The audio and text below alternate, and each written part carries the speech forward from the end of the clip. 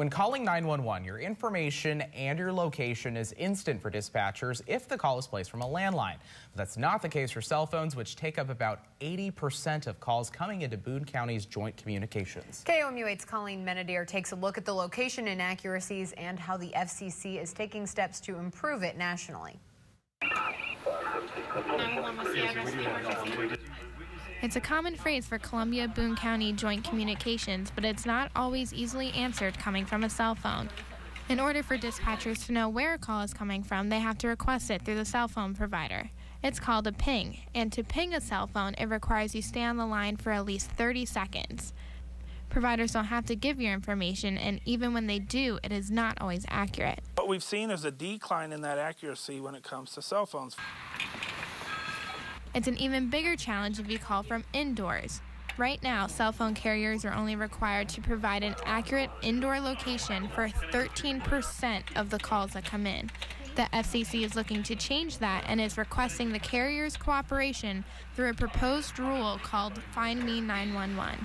If they provide us an address that doesn't match with what we see on our map, we usually have them verbally verify where they're calling from again, just to make sure that whatever they're telling us is accurate. Having the caller's location not match what's provided by the cell phone provider could create delayed response times in an emergency.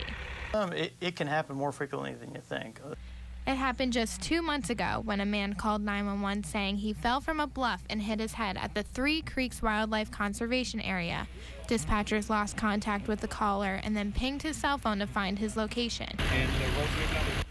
Officers say the signals were inconsistent throughout the night and a search for the man lasted 6 hours. Highway Patrol found the missing man dead 10 miles away in Callaway County.